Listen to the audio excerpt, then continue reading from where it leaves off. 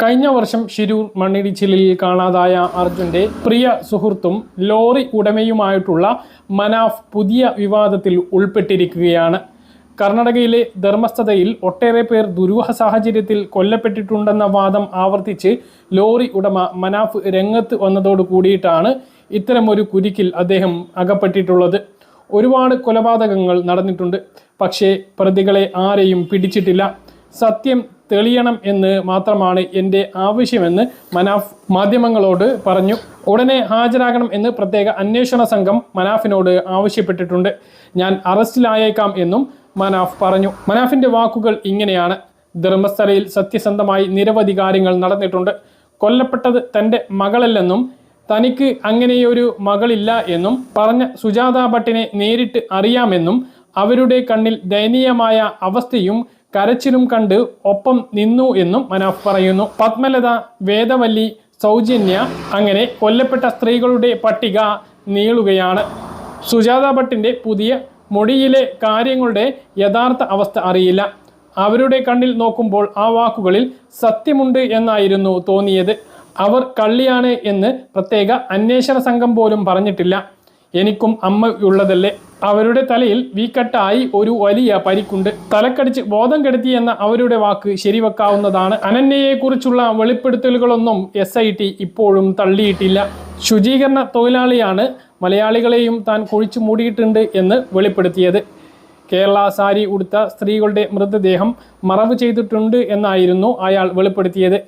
കേരളത്തിൽ നിന്നുള്ളവരും കൊല്ലപ്പെട്ടിട്ടുണ്ട്, പക്ഷേ ബന്ധുക്കൾക്ക് നീതി വേണമെന്നില്ല. അതെല്ലാം പൊല്ലാപ്പാകുമെന്നും ഇത്രയും വർഷങ്ങൾ ആയില്ലേ എന്നും അവരെ ബന്ധപ്പെട്ടപ്പോൾ കാരണമായി പറഞ്ഞു. ധർമ്മസ്ഥലയിലെ ദുരൂഹ മരണങ്ങളിൽ ഇടപെടണമെന്ന് അവിടുത്തെ ആക്ഷൻ കമ്മിറ്റിയാണ് എന്നോട് പറഞ്ഞത്. എൻ്റെ വാപ്പയുടെ നാട് അവിടെ അടുത്താണ്. കർണാടകയിലാണ് ഞാൻ പഠിച്ചതും വളർന്നതും. ഈ കൊലപാതകങ്ങളെക്കുറിച്ച് ഞാൻ അന്നേ കേട്ടിട്ടുണ്ട്. ഞാൻ മരം എടുക്കുന്ന സ്ഥലം കൂടിയാണ് ധർമ്മസ്ഥല. ഇതെല്ലാം വിശദീകരിച്ച് പറയാൻ പറ്റില്ലല്ലോ.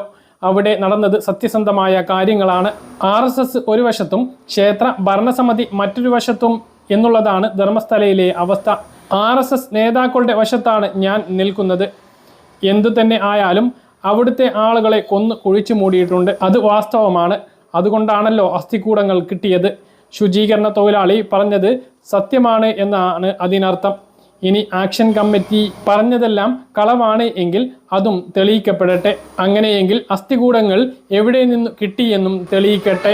അവർക്കുള്ള ശിക്ഷ കിട്ടണം. അതിലൊന്നും നമുക്ക് എതിർപ്പില്ല. ചിലപ്പോൾ എന്നെ അറസ്റ്റ് ചെയ്തേക്കാം. സത്യം തെളിയണമെന്ന് മാത്രമാണ് ഞാൻ കരുതിയിട്ടുള്ളൂ. അത് ജനങ്ങളെ അറിയിക്കാനേ ശ്രമിച്ചിട്ടുള്ളൂ, മനാഫ് കൂട്ടിച്ചേർത്തു. കേസിൻ്റെ ചോദ്യം ചെയ്യലുമായി ബന്ധപ്പെട്ട് തിങ്കളാഴ്ചയാണ് പ്രത്യേക അന്വേഷണ സംഘത്തിന് മുന്നിൽ ഹാജരാകാൻ മനാഫിനോട് ആവശ്യപ്പെട്ടിട്ടുള്ളത്. അതേസമയം ധർമ്മസ്ഥലയിലെ ദുരൂഹ മരണങ്ങൾ സംബന്ധിച്ച് വൻ ട്വിസ്റ്റാണ് ഉണ്ടായത്.